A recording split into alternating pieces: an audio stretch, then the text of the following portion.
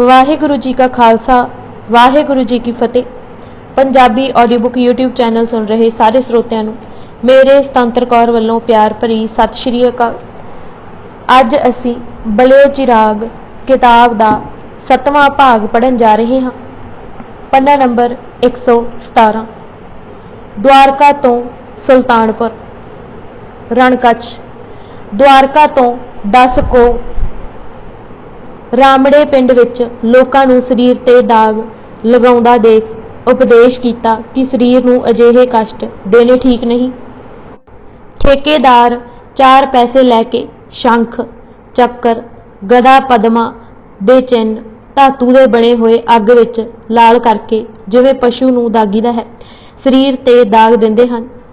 अगियानी अपने शरीर ते दाग लगवा लैंदा है, बैरागी तां दगाए बिना चौंके ते भी नहीं चढ़दे। कई महीने शरीर विच कष्ट रहिंदा है। गुरु नानक देव जी ने वाहिगुरु दे नाम दी जाप हिरदे ते लगाउण लई कहा। उधरों बेट द्वारका जिथे कृष्ण जी जरासिंध नाल लड़दे हुए आ लुके सन पुजे, उत्थे शेख तलाई किनारे जिथे पिछों गुर संगत बनी सी जा बैठे। उपदेश दिता कि अकाल पुरख दी पनाह ही केवल जरवाने तो बचा सकती है। रणकच्छ दी दलदल पार करके अंजार जिथे हुण धर्मसाल है रघु भाटीए सेठ दे पास ठहरे। रणकच्छ दी वड्डी उजाड़ खान नूं आउंदी है। जद महाराज ने हुशियार होण लई कहा तां मरदाना बोलिया, जी क्यों कर उसियार होवां उजाड़ विच आए पाया। तब बाबे कहा, मरदानिया असी उजाड़ विच नहीं, असी वसदी विच हां। जिथे नाओ चित आउंदा है ओह थां वसी होई हुंदी है। उत्थे ही मरदाना जी ने कहा, पातशाह तां रहा तेरे पास जे मेरी भुख गवाहे, जो तेरा आहार होवे सो मेरा होवे। जे ऐसी रहमत करे तां पास रवां, जां एह बचन कर है जे मेरे कर्म भी ना विचारे तां तदों तेरे नाल रहां। जे एह तू करे नहीं तां मैनू विदा कर। तब गुरबाबे आख्या, जा वे मरदानिया तू दीन दुनी निहाल होया, जिथे तेरा वासा उत्थे मेरा वासा। मरदाना दी सही शख्सियत यह बचन पढ़ के सामने उगड़ आवदी है। मरदाना जी अपने शरीर ते दुखड़े सहार के साडे लई पूरने पा रहे सन। नाम खुशबू। अंजार तो मुंदरे समका मंडी मांडवी मंदिर पुजे। मांडवी लोकी भैरवी चक्कर की उपासना करते हैं। उन्हां नूं नाम चक्कर विच रहन दा उपदेश दे के लखपत भुज अते आसापुरी जिथे जैनियां दी कापड़ियां पंथ दी शाखा है पुजे। उत्थे ही ऐसी मिट्टी मिलती है जिस नूं साड़न नाल चारे पासे खुशबू फैल जाती है। महाराज ने उपदेश दिता कि जे मिट्टी नूं इन्नी खुशबू मिलती है तां यह शरीर भी मिट्टी है। जे इस नूं सुखाया नाम नाल साध लिया जाए तां इस विचों ऐसी खुशबू निकलेगी जो कदे नहीं मुकेगी।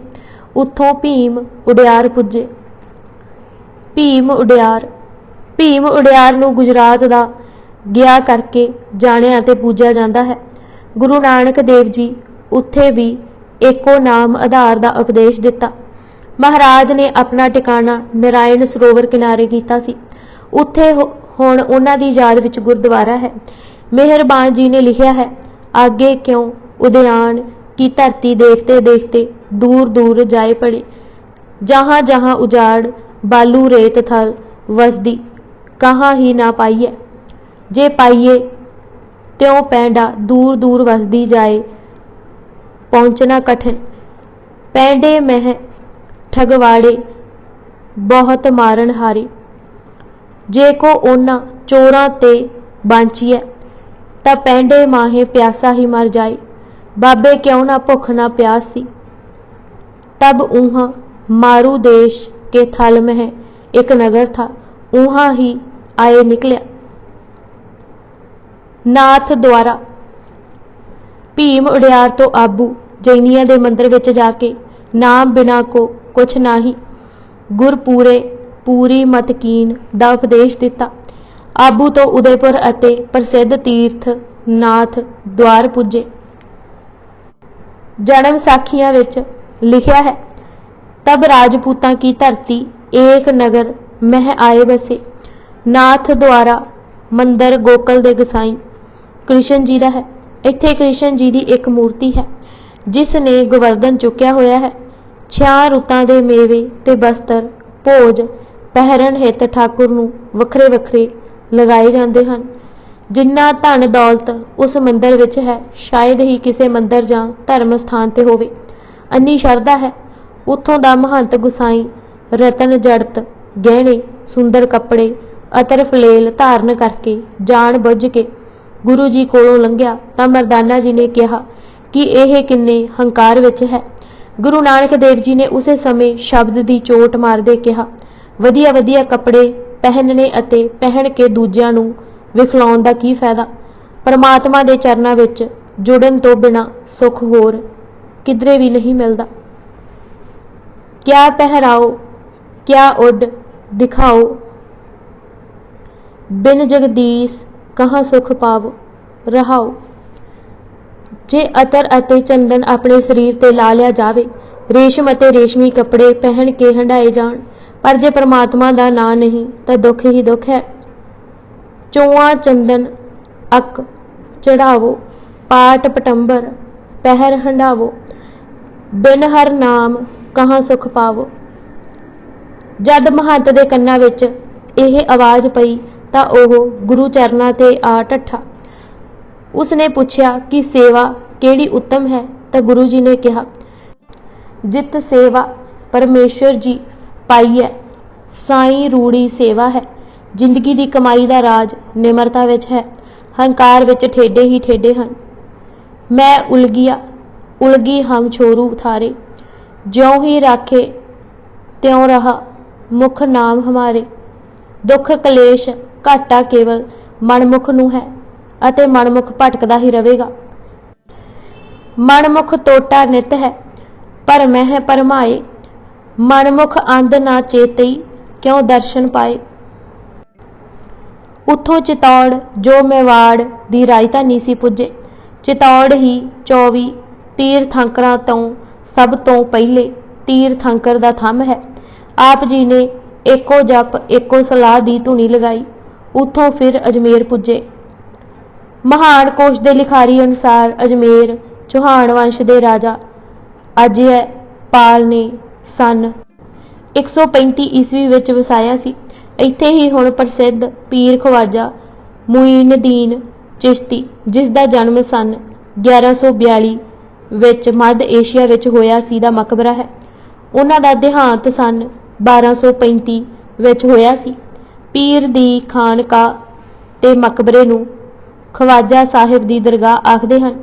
यह प्रसिद्ध है कि पीरखाने दे मजावर मुहिम ते चढ़न वाले सिपाहां सलारां अते राज अधिकार लई लड़न वाले शहजादियां दियां कमानां खानका अंदर रख के दरवाजे बंद कर दिंदे सन। सवेरे जिस दी कमान दा चिल्ला चढ़िया होया नज़र आउंदा उस नूं राज दा अधिकारी समझिया जांदा। कहंदे हन कि दारा शिकोह दी कमान दा चिल्ला भी चढ़ गया। तख्त ते बैठदे ही औरंगजेब ने पड़ताल कीती तां देखिया कि खानका दा राह बाहर मुजावर दे घर खुलदा है। भेत खुल गया अते उसने करड़ी कार्रवाई भी की। सूरज प्रकाश के शब्दां विच, निज घर ते सुरंग को राहू, जाए मुजावर मंदर माहू, अंदर देह कमान चढ़ाए, इस बिद राखी बनत बनाए। गुरु जी ने मकबरे दे लागे ही मुसलमान कहावन मुश्किल जा होए तां मुसलमान कहावे दा शब्द पढ़ सुनाया तां उथों दे प्रबंधका कहा, ओह शरा दे दरसाए पंजे कर्म कलमा जकात हज रोजा अते नमाज करते हैं। फिर ओह किवें मुसलमान नहीं तां महाराज ने सच हलाल सब दा भला नीयत साफ अते एक अल्लाह पाक दी सिफत सलाह करन दियां नमाजां अदा करन वल ध्यान दवाया। ਮਰਦਾਨਾ ਜੀ ਨੇ ਹਰ ਪਾਸੇ ਅਡੰਬਰ ਹੁੰਦਾ ਦੇਖ ਕਿਹਾ ਕਿ 2.5 ਦਿਨ ਦਾ ਅਡੰਬਰ ਕਰਕੇ ਝੂਠਾ ਨਾਮ ਕਰਵਾ ਲੈਣਾ ਠੀਕ ਨਹੀਂ। ਇਹ ਸੁਣ ਕੇ ਮੁਜਾਵਰਾਂ ਗੁੱਸਾ ਕੀਤਾ ਅਤੇ ਮਰਦਾਨਾ ਜੀ ਨੂੰ ਜਲੀਆਂ ਕਟੀਆਂ ਵੀ ਸੁਣਾਈਆਂ। ਗੁਰੂ ਮਹਾਰਾਜ ਨੇ ਉੱਥੇ ਹੀ ਫਕੀਰ ਅਤੇ ਦਰਵੇਸ਼ ਦੇ ਲੱਛਣ ਦੱਸ ਕੇ ਕਿਹਾ ਕਿ ਨਫਸ਼, ਸ਼ੈਤਾਨ, ਗੁੱਸਾ ਹਰਾਮ, ਕੱਚ ਦੁਨੀਆ, ਸੱਚ ਦਰਵੇਸ਼, ਅਦਲ ਬਾਦਸ਼ਾਹ, ਫਜ਼ਲ ਫਕੀਰਾਂ, ਮੰਜ਼ਲ ਮੁਸਾਫਰਾਂ, ਕਸਬ ਕਾਫਰਾਂ, ਮਿਹਰ ਪੀਰਾਂ, ਸਿਹਰ ਕੀਰਾਂ, ਫਕੀਰੀ ਸਬੂਰੀ, ਨਾ ਸਬੂਰੀ ਤਾਂ ਮਕਰ। ਉੱਥੋਂ ਗੁਰੂ ਜੀ ਪੁਸ਼ਕਰ ਤੀਰਥ ਗਏ ਜੋ ਅਜਮੇਰ ਤੋਂ 4 ਕੋਹ ਤੇ ਹੈ। ਵਿਸਾਖੀ ਦਾ ਮੇਲਾ ਲੱਗਿਆ ਹੋਇਆ ਸੀ। ਕਹਿੰਦੇ ਹਨ ਕਿ ਬ੍ਰਹਮਾ ਨੇ ਯੁੱਧ ਦੀ ਵਾਟ ਉੱਥੇ ਹੀ ਕੀਤੀ ਸੀ। ਗਾਇਤਰੀ ਸਵਿਤਰੀ ਸਮੇਤ ਬ੍ਰਹਮਾ ਦੀ ਮੂਰਤੀ ਵੀ ਉੱਥੇ ਹੀ ਹੈ। ਹੋਰ ਕਿਧਰੇ ਇਹ ਤਿੰਨੇ ਮੂਰਤੀਆਂ ਨਹੀਂ ਮਿਲਦੀਆਂ। ਮਹਾਰਾਜ ਨੇ ਉਪਦੇਸ਼ ਦਿੱਤਾ ਕਿ ਤੀਰਥਾਂ ਵਿੱਚ ਕੁਝ ਨਹੀਂ ਹੈ। ਪਾਂਡਿਆਂ ਇਹ ਵੀ ਪ੍ਰਚਲਿਤ ਕੀਤਾ ਹੋਇਆ ਸੀ ਕਿ ਜਦ ਤੱਕ ਪੁਸ਼ਕਰ ਇਸ਼ਨਾਨ ਨਾ ਹੋਵੇ ਜੀਵਨ ਸਫਲ ਨਹੀਂ ਹੋ ਸਕਦਾ। ਮਹਾਰਾਜ ਨੇ ਸੱਚਾ ਤੀਰਥ ਅਤੇ ਸਤਸਰ ਨਹਾਵਣ ਦਾ ਗਿਆਨ ਦਿੱਤਾ। ਪਿੱਛੋਂ ਗੁਰੂ ਗੋਬਿੰਦ ਸਿੰਘ ਜੀ ਪੁਸ਼ਕਰ ਤੀਰਥ ਗਏ ਸਨ ਅਤੇ ਉਹਨਾਂ ਦੀ ਯਾਦ ਵਿੱਚ ਵੀ ਅਸਥਾਨ ਬਣਿਆ ਹੋਇਆ ਹੈ। ਉੱਥੇ ਹੀ ਦਸ਼ਮੇਸ਼ ਪਿਤਾ ਨੇ ਪ੍ਰਿਥਵੀ ਪੰਡਿਤ ਦੇ ਪ੍ਰਸ਼ਨਾਂ ਦੇ ਉੱਤਰ ਵਿੱਚ 500 ਸਾਖੀ ਉਚਾਰੀ ਸੀ ਅਤੇ ਫਰਮਾਇਆ ਸੀ, ਹਨੇਰੇ ਜਗਤ ਵਿੱਚ ਚਾਨਣ ਗੁਰਬਾਣੀ ਦਾ ਹੈ ਅਤੇ ਸ਼ਕਤੀ ਕਰਾਮਾਤ ਨਾਮ ਵਿੱਚ ਹੈ। ਨਾਮ ਸੇਵਾ ਕੇ ਪ੍ਰੇਮ ਦੁਆਰਾ ਸਫਲ ਹੁੰਦਾ ਹੈ। ਸੋ ਨਾਮ ਅਤੇ ਬਾਣੀ ਦੇ ਲੜ ਅਸਾਂ ਖਾਲਸੇ ਨੂੰ ਲਾਇਆ ਹੈ ਜੋ ਹਰ ਸਮੇਂ ਖਾਲਸੇ ਦੇ ਸਹਾਈ ਹੋਣਗੇ। ਭਗਤ ਧੰਨਾ ਪੁਸ਼ਕਰ ਤੋਂ ਕਿਸ਼ਨਗੜ੍ਹ, ਫੁਲੇਰਾ, ਜੈਪੁਰ ਤੋਂ ਫਿਰ ਵਾਪਸ ਦਿਉਲੀ ਛਾਉਣੀ ਆਏ ਜਿੱਥੇ ਭਗਤ ਧੰਨਾ ਜੀ ਨੇ ਆਪਣਾ ਟਿਕਾਣਾ ਰੱਖਿਆ ਹੋਇਆ ਸੀ। ਭਗਤ ਧੰਨਾ ਜੀ ਦੀ ਆਯੂ ਤਕਰੀਬਨ 92 ਸਾਲ ਦੀ ਸੀ। ਭਗਤ ਧੰਨਾ ਜੀ ਦਾ ਜਨਮ ਪਿੰਡ ਧੁਆਣ ਵਿਖੇ 1415 ਈਸਵੀ ਨੂੰ ਹੋਇਆ ਸੀ। ਗੁਰੂ ਅਰਜਨ ਦੇਵ ਜੀ ਨੇ ਧੰਨੇ ਸੇਵਿਆ ਬਾਲ ਬੁੱਧ ਕਹਿ ਕੇ ਗੁਰੂ ਗ੍ਰੰਥ ਸਾਹਿਬ ਵਿੱਚ ਆਦਰ ਦਿੱਤਾ ਹੈ। ਭਗਤ ਜੀ ਆਏ ਗਏ ਜੀਵ ਅਭਿਆਗਤ ਅਤੇ ਲੋੜਵੰਦ ਦੀ ਰੱਬ ਰੂਪ ਜਾਣ ਸੇਵਾ ਕਰਦੇ ਸਨ। ਉਹਨਾਂ ਨੇ ਸਾਧ ਸੰਗਤ ਦੀ ਬਰਕਤ ਨਾਲ ਪ੍ਰਤੱਖ ਪਰਮਾਤਮਾ ਦੇ ਦਰਸ਼ਨ ਕੀਤੇ ਸਨ। ਉਹਨਾਂ ਦੇ 3 ਸ਼ਬਦ ਗੁਰੂ ਗ੍ਰੰਥ ਸਾਹਿਬ ਵਿੱਚ ਦਰਜ ਹਨ ਜਿਨ੍ਹਾਂ ਨੂੰ ਗੁਰੂ ਨਾਨਕ ਦੇਵ ਜੀ ਨੇ ਲਿਖ ਲਿਆਂਦਾ ਸੀ। ਉੱਥੋਂ ਗੁਰੂ ਜੀ ਬੂੰਦੀ ਕੋਟਾ ਦੇ ਰਸਤੇ ਸ਼ਿਵਪੁਰੀ ਪੁੱਜੇ। ਸ਼ਿਵਪੁਰੀ ਉਹਨਾਂ ਦੀ ਯਾਦ ਵਿੱਚ ਗੁਰਦੁਆਰਾ ਬਣਿਆ ਹੋਇਆ ਹੈ। ਸ਼ਿਵਪੁਰੀ ਤੋਂ ਗਵਾਲੀਅਰ, ਧੌਲਪੁਰ ਹੁੰਦੇ ਹੋਏ ਆਗਰਾ ਪੁੱਜੇ।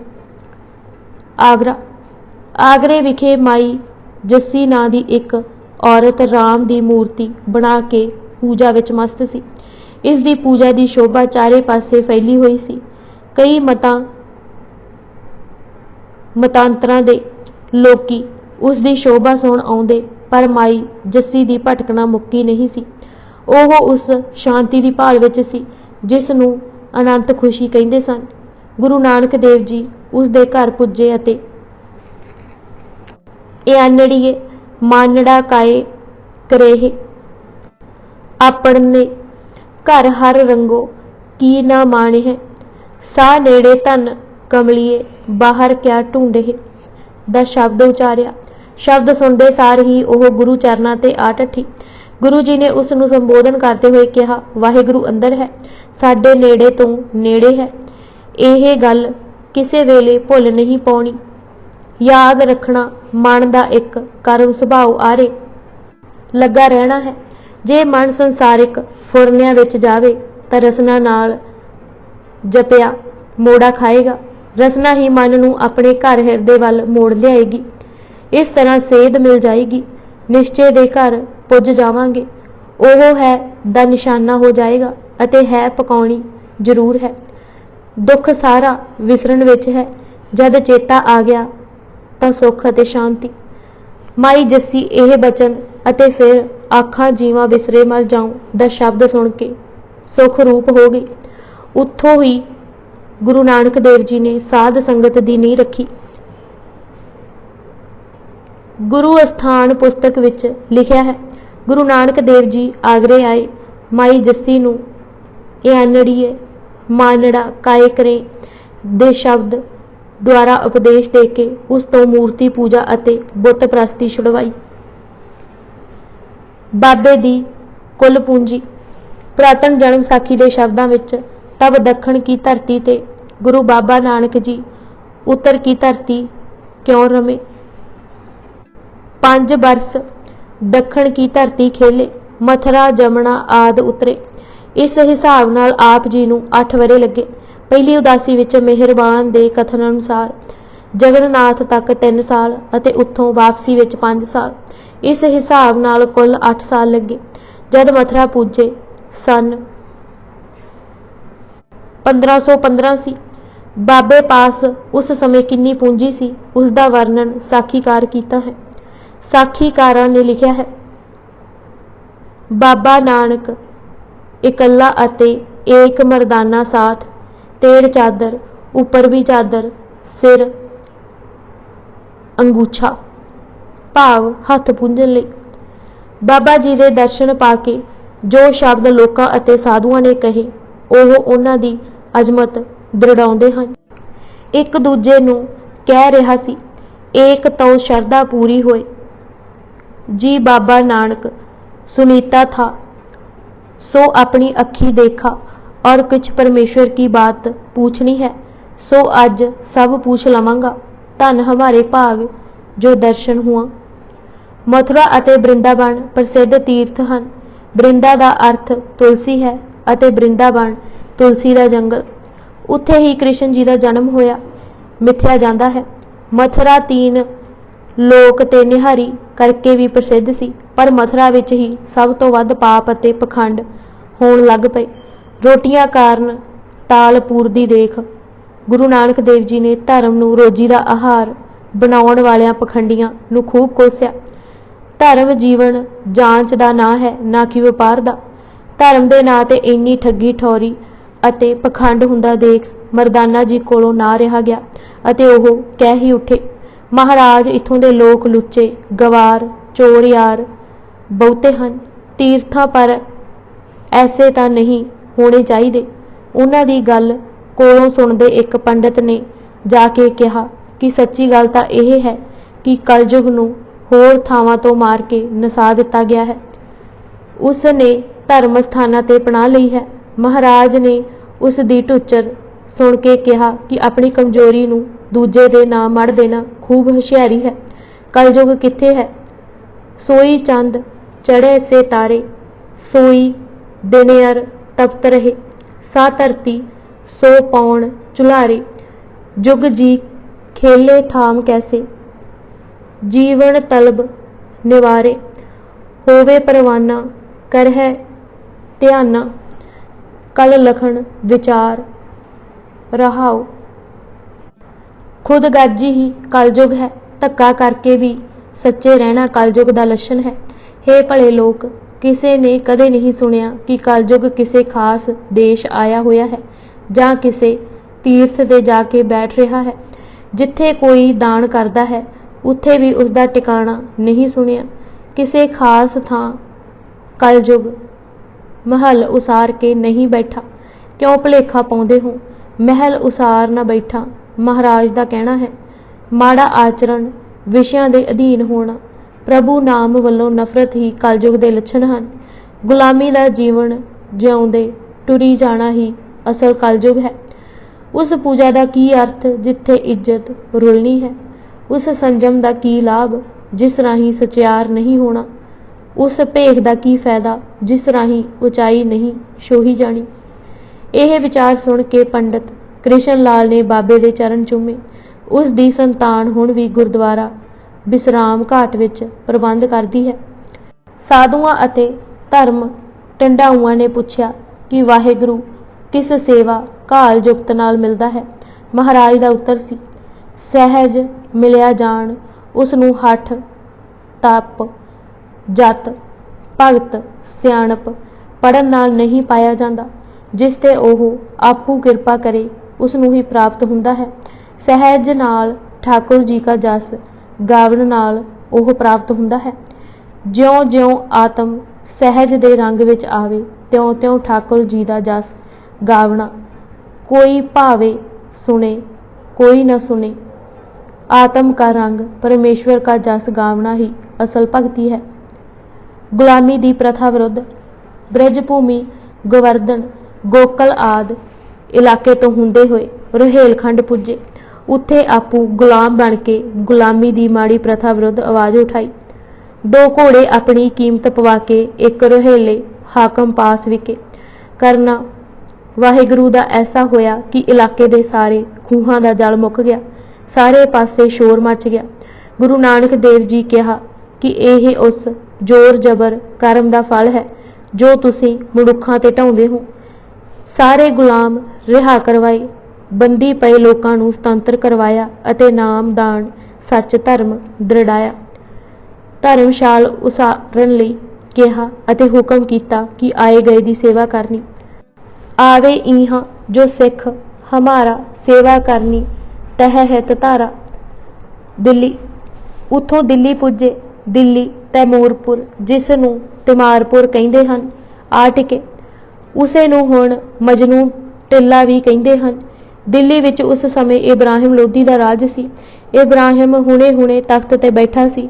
जिथे आप जी टिके सन उत्थे जमुना किनारे रोज़ महावत हाथी नूं पानी पिलाउण लई लिआउंदा सी अते बच्चे हाथी नाल खेडदे सन। गुरु नानक देव जी ने एक दिन बच्चों नूं रोंदे होए वेख्या तां आप जी ने बच्चों नूं रोण दा कारण पुछया तां उन्हां दस्सिया कि हाथी मर गया है। महाराज ने अपने आसे नाल जद हाथी दी सुंड हिलाई तां ओह उठ बैठा।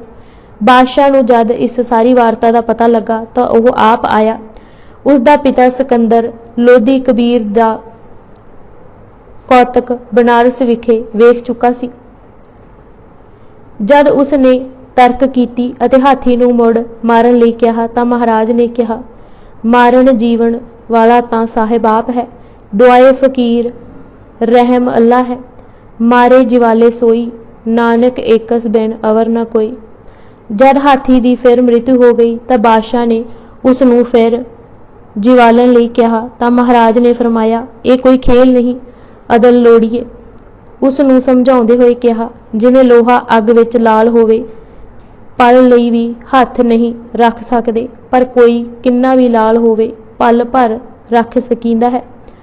इसे तरह जो उस दे नां विच लाल होए हन ओह रब दी सुट्टी उठा लैंदे, पर उन्हां दी सुट्टी उठाउणों रही। पुरातन जन्म साखी विच यह भी लिखिया है कि बादशाह ने कहा, दरवेश कुछ कबूल कर। तां गुरु जी ने कहा, सानू एक रब दी मंग है, उस दी भुख है, उस दी लोड़ है। होर भुखां मर गईयां हन, तलब होर कोई नहीं, एक मौला दे दीदार दी तलब है। नानक भुख खुदाए की ब्या बेपरवाही। ਗਿਆਨੀ ਗਿਆਨ ਸਿੰਘ जी लिखते हैं कि यह बचन सुन के इब्राहिम बादशाह चरनी ढट्ठा ਅਤੇ ਸਾਰੇ ਕੈਦੀਆਂ ਤੇ ਫਕੀਰਾਂ ਨੂੰ ਛੱਡ ਦਿੱਤਾ। ਲੋਕਾਂ ਲਈ ਛਬੀਲ ਲਗਾ ਕੇ ਆਪ ਜੀ ਕਈ ਦਿਨ ਪਿਆਸਿਆਂ ਨੂੰ ਪਾਣੀ ਪਿਲਾਉਂਦੇ ਰਹੇ। ਗੁਰੂ ਸਭ ਸੰਸਾਰੀ ਅਤੇ ਆਤਮਿਕ ਤਿੱਖਾਂ ਬੁਝਾਉਣ ਵਾਲਾ ਹੈ। ਉੱਥੇ ਹੁਣ ਗੁਰਦੁਆਰਾ ਨਾਨਕ ਪਿਆਉ ਹੈ। ਸੈयद ਮੁਹੰਮਦ ਲਤੀਫ ਨੇ ਹਿਸਟਰੀ ਆਫ ਪੰਜਾਬ ਦੇ ਪੰਨਾ 245 ਤੇ ਲਿਖਿਆ ਹੈ कि गुरु नानक देव जी नूं 7 महीने दिल्ली विखे इब्राहिम लोधी दी कैद दीआं सख्तियां सिर्फ इस लई झल्लणियां पईआं क्योंकि कारदारां ने यह शिकायत पुजाई सी कि इस फकीर दी तलीम कुरान अते वैदां नालों अडरी है अते लोग जिस तरह उसकी प्रसिद्धि कर रहे हैं उस कारण सल्तनत नूं खतरा उत्पन्न हो सकता है। बजीद दिल्ली दे नेड़े ही सैयद शेख बजीद नूं पालकी तो उतरदे सार कहारां कोलों मुट्ठी चापी करवाउंदे देख मरदाना जी ने अपने अंदाज नाल कहा, क्यों पातशाह, खुदा एक ही है जां दो? महाराज हस पए ते कहन लगे, मरदानिया खुदाए एक ही है। तद मरदाने कहा, चढ़ के आया किस दी पैदाइश है अते चुक के लियाई किस दी पैदाइश है?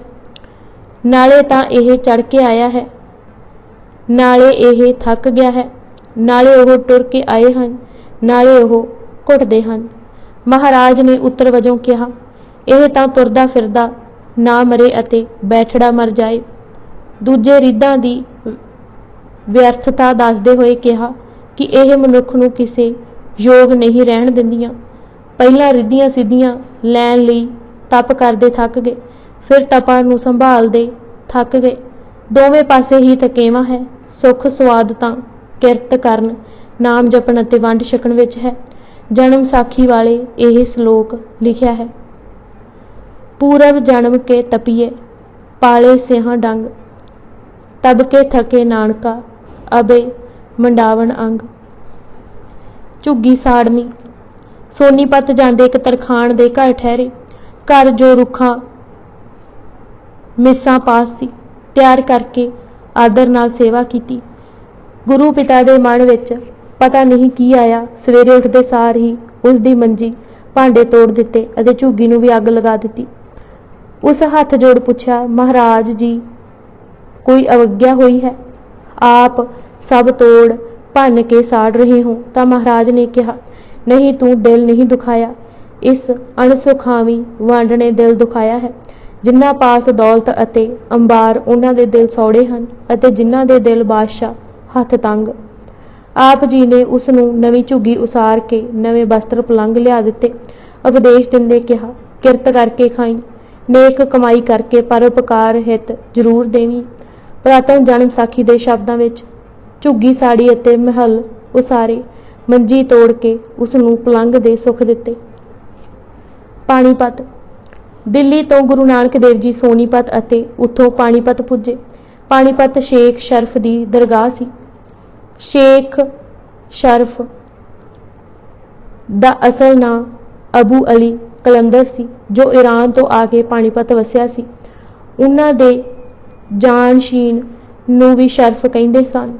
ਇੱਥੇ ਹੀ ਉਹ ਮਸਜਿਦ ਹੈ ਜਿਸ ਦੀਆਂ ਥੰਮੀਆਂ ਕਸਵੱਟੀ ਦੇ ਪੱਥਰ ਦੀਆਂ ਬਣੀਆਂ ਹੋਈਆਂ ਹਨ। ਸ਼ੇਖ ਸ਼ਰਫ ਦਾ ਚੇਲਾ ਤਾਹਿਰ ਖਾਨ ਸੀ, ਜਿਸ ਨੂੰ ਸਿੱਖ ਇਤਿਹਾਸ ਅਤੇ ਸਾਖੀਕਾਰਾਂ ਨੇ ਟਟੀਰੀ ਲਿਖਿਆ ਹੈ। ਗੁਰੂ ਨਾਨਕ ਦੇਵ ਜੀ ਜਦ ਪਾਣੀਪਤ ਆਏ ਤਾਂ ਤਾਹਿਰ ਨੇ ਝੁਕ ਕੇ ਸਲਾਮ-ਏ ਲੈਕਮ ਕਿਹਾ। ਗੁਰੂ ਜੀ ਨੇ ਉਸ ਵੱਲ ਨੀਝ ਲਗਾ ਕੇ ਦੇਖਿਆ ਅਤੇ ਮੋੜਵਾਂ ਉੱਤਰ ਸਲਾਮ ਅਲੈਕਮ ਕਿਹਾ। ਫਿਰ ਪੀਰ ਕੋ ਦਸਤ ਪੇਸ਼ ਕਿਹਾ। ਤਾਹਿਰ ਹੈਰਾਨ ਹੋਇਆ ਅਤੇ ਸਲਾਮ ਦਾ ਜਵਾਬ ਮਿੱਠੀ ਭਾਸ਼ਾ ਅਨੁਸਾਰ ਵਾਲ ਅਲਕਮ ਸਲਾਮ ਹੋਣਾ ਚਾਹੀਦਾ ਸੀ। ਉਹ ਨੱਸਦਾ ਆਪਣੇ ਪੀਰ ਸ਼ੇਖ ਸ਼ਰਫ ਪਾਸ ਗਿਆ ਅਤੇ ਕਿਹਾ ਕਿ ਇੱਕ ਐਸਾ ਦਲੇਰ ਦਰਵੇਸ਼ ਦੇਖਿਆ ਹੈ ਜਿਸ ਨੇ ਸਲਾਮ ਨੂੰ ਫੇਰ ਕੇ ਉਲਟਾ ਪਲਟਾ ਕਰ ਦਿੱਤਾ ਹੈ ਅਤੇ ਸਲਾਮ ਅਲੇਕ ਕਹਿੰਦਾ ਹੈ। ਜਦ ਗੁਰੂ ਨਾਨਕ ਦੇਵ ਜੀ ਕੋਲੋਂ ਪੀਰ ਅਤੇ ਟਟੀਰੀ ਨੇ ਸਲਾਮ ਅਲੈਕਮ ਦੇ ਅਰਥ ਪੁੱਛੇ ਤਾਂ ਮਹਾਰਾਜ ਨੇ ਕਿਹਾ, ਜਦ ਤੁਸੀਂ ਇੱਕ ਦੂਜੇ ਨੂੰ ਮਿਲਦੇ ਹੋ ਤਾਂ ਕਹਿੰਦੇ ਹੋ ਕਿ ਤੈਨੂੰ ਸ਼ਾਂਤੀ ਮਿਲੇ। ਅਗਲਾ ਮੋੜਵਾਂ ਉੱਤਰ ਦੇ ਕੇ ਕਹਿੰਦਾ ਹੈ, ਤੈਨੂੰ ਵੀ ਉਹ ਹੀ ਮਿਲੇ। ਜੋ ਤੁਸੀਂ ਇੱਕ ਅੱਲਾ ਦੇ ਪੁਜਾਰੀ ਪਰ ਤਮਾਸ਼ਾ ਅਜੀਬ, ਨਾ ਦੇਣ ਵਿੱਚ ਅੱਲਾ ਨਾ ਲੈਣ ਵਿੱਚ ਖੁਦਾ ਪਾਕ। ਸੋ ਜੱਚਦਾ ਇਹੀ ਹੈ, ਸਲਾਮ ਅਲੈਕਮ ਨਾ ਦਿਸਦਾ ਅੱਲਾ ਸ਼ਾਂਤੀ ਦੇਵੇ। ਸ਼ੇਖ ਨੇ ਕਈ ਸਵਾਲ ਕੀਤੇ ਜਿਨ੍ਹਾਂ ਦਾ ਵੇਰਵਾ ਪੁਰਾਤਨ ਜਨਮ ਸਾਖੀ ਅਤੇ ਭਾਈ ਮਣੀ ਸਿੰਘ ਜੀ ਨੇ ਦਿੱਤਾ ਹੈ। ਉਹਨਾਂ ਦਾ ਪਹਿਲਾ ਸਵਾਲ ਸੀ, ਕਿੱਥੋਂ ਆਏ ਹੋ? ਮਹਾਰਾਜ ਨੇ ਉੱਤਰ ਦਿੰਦੇ ਕਿਹਾ, ਇੱਥੋਂ ਹੀ ਆਏ ਹਾਂ। ਕੁਝ ਕਾਹਲਾ ਪੈ ਕੇ ਕਹਿਣ ਲੱਗਾ, ਬਸ ਇੱਕ ਮੈਂ ਪਣ ਹੀ ਆਪ ਜੀ ਪਾਸ ਹੈ, ਹੋਰ ਕੁਛ ਨਹੀਂ। ਮਹਾਰਾਜ ਜੀ ਉਸੇ ਠਰਮੇ ਵਿੱਚ ਉੱਤਰ ਦਿੱਤਾ, ਮੈਂ ਪਣੇ ਦਾ ਮਾਣ ਮੁੱਕ ਚੁੱਕਾ ਹਾਂ। ਭਾਈ ਮਣੀ ਸਿੰਘ ਜੀ ਅਨੁਸਾਰ ਫਕੀਰ ਨੇ ਕਿਹਾ, ਅਸ਼ਮਨ ਮਨ। ਤਾਂ ਮਹਾਰਾਜ ਨੇ ਕਿਹਾ, ਸ਼ਮਨ ਸੂਮਾਨ।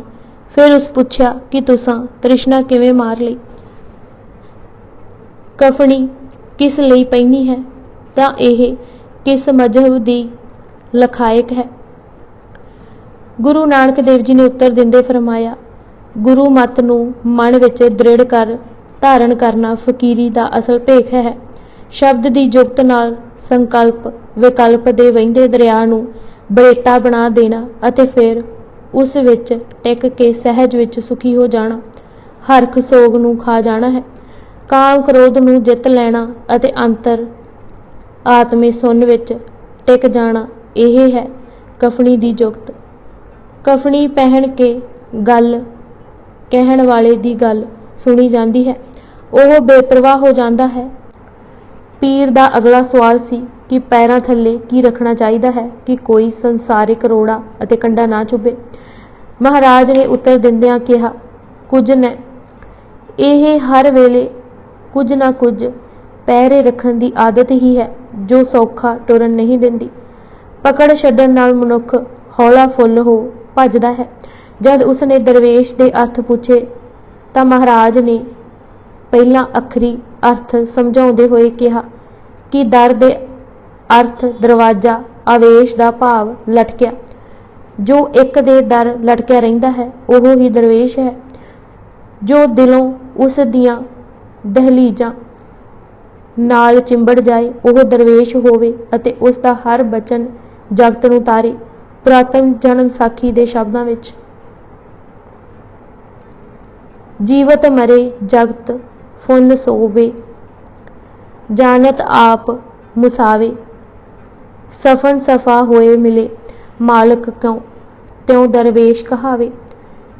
तेरा जन है को ऐसा दिल दरवेश, शादी गमी तमक नहीं गुस्सा, खुदी हिरस नहीं एस, कंचन खाक बराबर देखे, हक हलाल पछाणे, आई तलब साहिब की माने, अवर तलब नहीं जाने। फिर फरमाया कि मालक दे राह पिया ऐसियां ही अवस्थावां विचों लंघना पैंदा है जैसे फल नूं पकण लई। जिवें फल देखण ते पहिलां पीला हुंदा है, फिर हरा अते पिछों लाल अते मिठा, चखो तां पहिलां कौड़ा फिर खट्टा अते मगरों मिठा, ऐसे ही जिज्ञासु के हृदय में ज्ञान का फल कच्चा होता है। प्रेम कर मन रोकना यह पीला रंग है। जद मन को रोक के सुनन मनन विच टिकाया तब लाल हो गया। एक होर उदाहरण दिंदे कहा, जे सने सने चावल छड़िए तब सावत धान विचों चावल निकलते हैं, और जे शीघ्र छड़िए तब भज जाते हैं। इसे तरह सहज नाल जपिया आत्म रस सुख दिंदा है। शरफ इन्ना प्रसन्न होया कि कहन लगा, वाह वाह खुदाए दिया सही करन वालियां दा क्या सही कीचे, उस दा दीदार ही बहुत है। तब आया दस्तपोशी कीती उस अते पैर चुम्योस, तेरे क्यों होया। तब बाबा ते मरदाना रमदे रहे। करनाल पानीपत तो आप जी करनाल ठठेरां दे महल्ले अटके।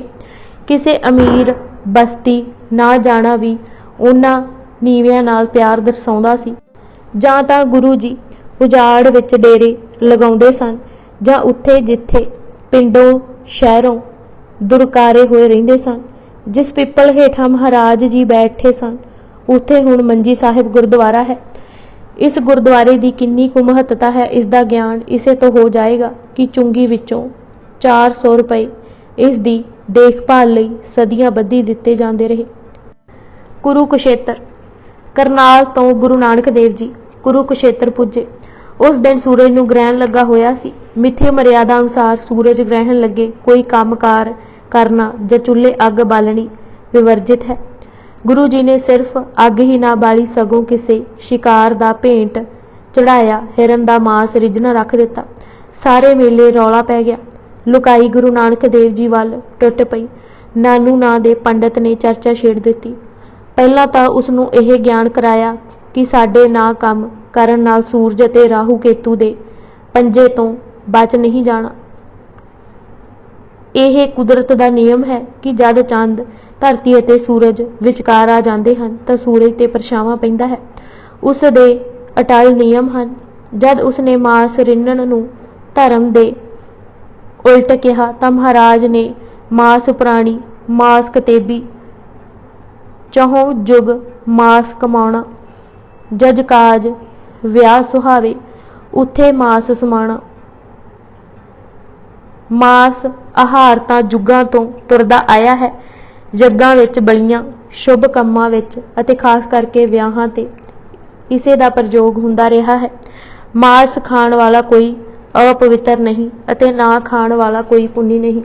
ਸਭ ਤੋਂ ਪਹਿਲਾਂ ਮਾਸ ਤੋਂ ਹੀ ਮੁੱਢ ਬੱਝਾ ਹੈ। ਮਾਸ ਵਿੱਚ ਵੀ ਵਸੇਬਾ ਹੁੰਦਾ ਹੈ। ਜਦ ਪੁਤਲੇ ਵਿੱਚ ਜਾਨ ਪੈਂਦੀ ਹੈ ਤਾਂ ਵੀ ਮੂੰਹ ਵਿੱਚ ਮਾਸ ਹੀ ਮਿਲਦਾ ਹੈ। ਹੱਡ ਚੰਮ ਸਰੀਰ ਸਭ ਕੁਝ ਮਾਸ ਹੀ ਹੈ। ਜਦੋਂ ਜਨਮ ਲੈਂਦਾ ਹੈ ਤਾਂ ਵੀ ਮੰਮਾ ਰੂਪ ਮਾਸ ਰਾਹੀਂ ਖੁਰਾਕ ਮਿਲਦੀ ਹੈ। ਮੂੰਹ ਮਾਸ, ਜੀਭ ਮਾਸ, ਮਾਸ ਵਿੱਚ ਹੀ ਸਾਹ ਲੈਂਦਾ ਹੈ। ਜਦ ਜਵਾਨ ਹੋ ਕੇ ਵਿਆਹ ਕਰਾਉਂਦਾ ਹੈ ਤਾਂ ਮਾਸ ਹੀ ਘਰ ਲੈ ਕੇ ਆਉਂਦਾ ਹੈ। ਸਭ ਸਾਕ ਸੰਬੰਧੀ ਮਾਸ ਦੇ ਹੀ ਹਨ। ਮਾਸ ਖਾਣ ਜਾਂ ਨਾ ਖਾਣ ਦੀ ਬਹਿਸ ਦੀ ਥਾਂ ਜੇ ਸਤਿਗੁਰ ਰਾਹੀਂ ਪ੍ਰਭੂ ਦੀ ਰਜ਼ਾ ਸਮਝੀਏ ਤਾਂ ਜੀਵਨ ਪਦਵੀ ਮਿਲ ਜਾਏ। ਚਰਚਾ ਨਾਲ ਤਾਂ ਹਾਨੀ ਹੀ ਮਿਲਦੀ ਹੈ। ਦਲੀਲ ਦਿੰਦੇ ਹੋਏ ਪਾਤਸ਼ਾਹ ਨੇ ਕਿਹਾ, ਮਾਸ ਖਾਣ ਜਾਂ ਨਾ ਖਾਣ ਦੀ ਚਰਚਾ ਛੇੜਨ ਵਾਲਾ ਇਹ ਨਹੀਂ ਜਾਣਦਾ ਕਿ ਮਾਸ ਅਤੇ ਸਾਗ ਵਿੱਚ ਕੀ ਫਰਕ ਹੈ। ਪੁਰਾਤਨ ਸਮੇਂ ਲੋਕ ਦੇਵੀ ਦੇਵਤਿਆਂ ਦੇ ਸੁਭਾਅ ਅਨੁਸਾਰ ਗੈਂਡਾ ਮਾਰ ਕੇ ਹੋਮ ਅਤੇ ਜਗ ਕਰਦੇ ਸਨ। ਆਪਣੇ ਵੱਲੋਂ ਮਾਸ ਤਿਆਗਣ ਵਾਲੇ ਮਨੁੱਖ ਜਦ ਕਿਸੇ ਨੂੰ ਮਾਸ ਖਾਂਦਾ ਵੇਖਦੇ ਹਨ ਤਾਂ ਨੱਕ ਬੰਦ ਕਰ ਲੈਂਦੇ ਹਨ, ਪਰ ਉਹ ਲੁਕ ਛਿਪ ਕੇ ਮਨੁੱਖਾਂ ਨੂੰ ਹੀ ਖਾ ਜਾਂਦੇ ਹਨ। ਮਾਸ ਨਾ ਖਾਣ ਦਾ ਪਖੰਡ ਕਰਕੇ ਲੋਕਾਂ ਨੂੰ ਵਿਖਾਉਂਦੇ ਹਨ। ਉਂਝ ਨਾ ਉਹਨਾਂ ਨੂੰ ਸਮਝ ਹੈ ਨਾ ਸੁਰਤ। ਅੰਨੇ ਨੂੰ ਕੀ ਸਮਝਾਈਏ, ਉਹ ਤਾਂ ਛਿੱਤਾ ਪੈ ਜਾਂਦਾ ਹੈ। ਅਸੀਂ ਸਾਰੇ ਮਾਸ ਦੇ ਪੁਤਲੇ ਹਾਂ। ਸਾਡਾ ਮੁੱਢ ਮਾਸ ਤੋਂ ਹੀ ਬੱਝਾ। ਅਸੀਂ ਮਾਸ ਤੋਂ ਹੀ ਪੈਦਾ ਹੋਏ। ਐਵੇਂ ਸਿਆਣੇ ਨਾ ਬਣੋ ਇਹ ਕਹਿ ਕੇ ਕਿ ਮਾਸ ਨਹੀਂ ਖਾਣਾ ਚਾਹੀਦਾ। ਅਸਲ ਵਿੱਚ ਐਸੀ ਚਰਚਾ ਛੇੜਨ ਵਾਲੇ ਦੀ ਨਾ ਸੁਰਤ ਹੈ ਨਾ ਸਮਝ। ਇਹ ਅਜੀਬ ਗੱਲ ਹੈ ਕਿ ਪੰਡਿਤ ਜੀ ਬਾਹਰੋਂ ਆਂਦਾ ਮਾਸ ਮਾੜਾ ਅਤੇ ਘਰ ਦਾ ਚੰਗਾ। ਦਲੀਲ ਨੂੰ ਦੁਹਰਾਉਂਦੇ ਹੋਏ ਮਹਾਰਾਜ ਨੇ ਕਿਹਾ, ਪੰਡਿਤ, ਤੈਨੂੰ ਇਹ ਪਤਾ ਨਹੀਂ ਮਾਸ ਕਿੱਥੋਂ ਪੈਦਾ ਹੋਇਆ। ਵੇਖ ਗਹੁ ਨਾਲ ਪਾਣੀ ਤੋਂ ਅੰਨ ਪੈਦਾ ਹੁੰਦਾ ਹੈ। ਕਮਾਦ, ਗੰਨਾ ਉਗਦਾ ਅਤੇ ਕਪਾਸ ਉਗਦੀ ਹੈ।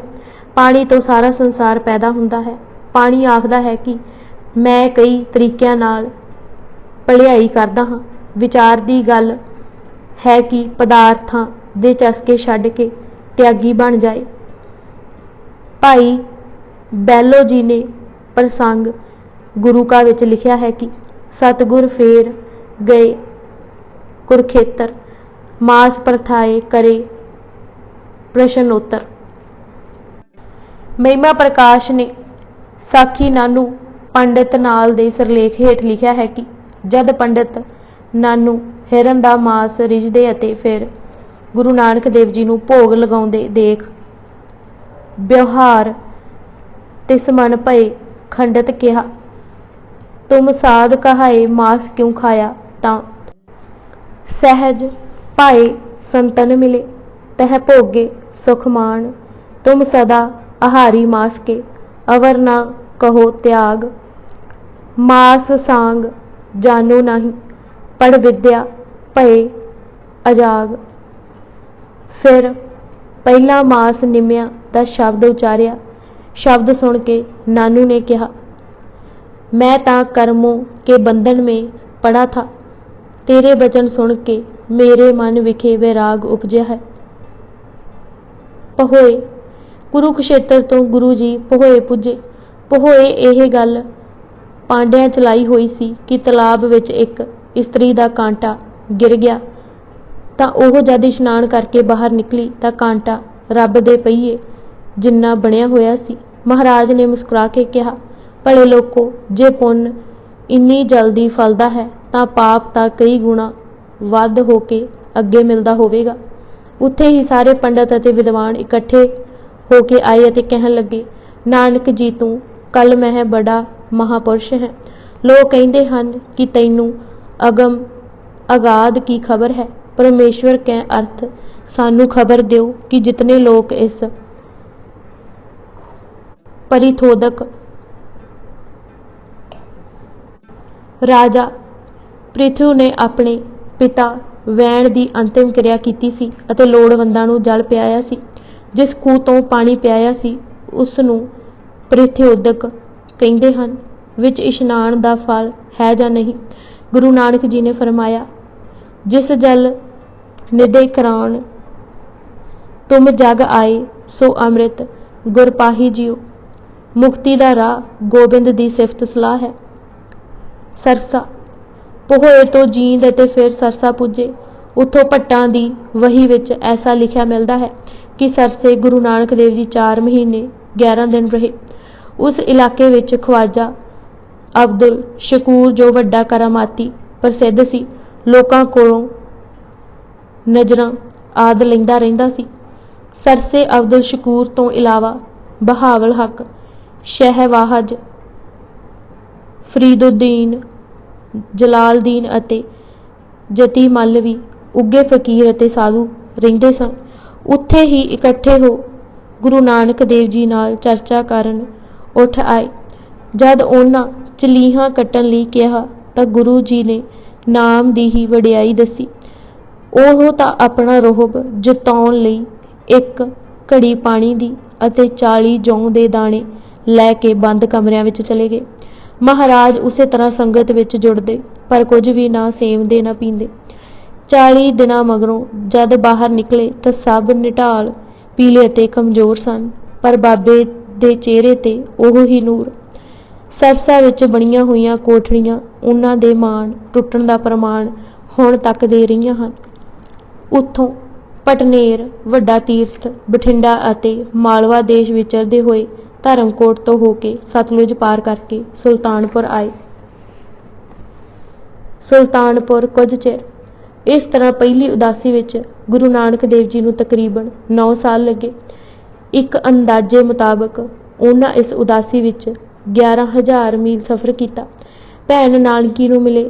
ਭੈਣ ਖੀਵੀ ਹੋਏ ਆਈ ਅਤੇ ਦੌਲਤ ਖਾਂ ਨੇ ਆਏ ਕੇ ਕਦਮ ਬੋਸੀ ਕੀਤੀ। ਦੌਲਤ ਖਾਂ ਨੇ ਜ਼ੋਰ ਵੀ ਲਗਾਇਆ ਕਿ ਗੁਰੂ ਜੀ ਸੁਲਤਾਨਪੁਰ ਹੀ ਟਿਕਣ, ਪਰ ਮਹਾਰਾਜ ਸਿਰਫ 5 ਦਿਨ ਰਹਿ ਕੇ ਲਾਹੌਰ ਅਤੇ ਫਿਰ ਤਲਵੰਡੀ ਚਲੇ ਗਏ। 2 ਮਹੀਨੇ ਤਲਵੰਡੀ ਰਹਿ ਫਿਰ ਸੁਮੇਰ ਜਾ ਚੜੇ, ਜਿਸ ਨੂੰ ਦੂਜੀ ਉਦਾਸੀ ਕਿਹਾ ਜਾਂਦਾ ਹੈ। ਅੱਜ ਅਸੀਂ ਬਲਿਓ ਚਿਰਾਗ ਕਿਤਾਬ ਦੇ 132 ਪੰਨੇ ਪੜ੍ਹ ਚੁੱਕੇ ਹਾਂ। ਬਾਕੀ ਦੀ ਕਿਤਾਬ ਅਸੀਂ ਅਗਲੇ ਭਾਗ ਵਿੱਚ ਪੜ੍ਹਾਂਗੇ। ਵਾਹਿਗੁਰੂ ਜੀ ਕਾ ਖਾਲਸਾ, ਵਾਹਿਗੁਰੂ ਜੀ ਕੀ ਫਤਿਹ।